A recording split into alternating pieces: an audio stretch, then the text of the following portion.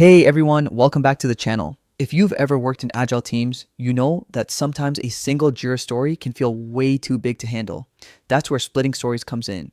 It's the secret to keeping your workflow clean, efficient, and laser focused. In today's quick guide, I'll show you how to split a Jira story step by step in 2025's updated Jira interface so you can manage your sprints like a pro. Let's dive right in. First things first, log into your Jira workspace. Once you're in, head over to the Your Work section. Think of this as your personal dashboard, a central hub showing all your recent tasks, boards, and projects. It's the fastest way to jump right where you left off.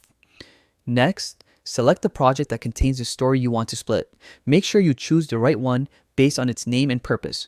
This keeps your focus narrow and ensures you're only managing relevant tasks.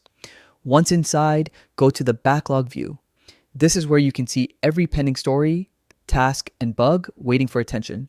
Scroll through and locate the story that's gotten too large or complex to complete in a single sprint. Now comes the fun part, splitting the story.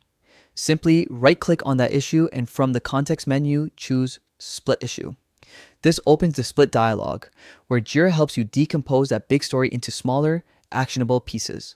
When naming your new stories or subtasks, be descriptive and intentional. Each new piece should clearly express its goal. For example, instead of saying UI update, say update login page layout.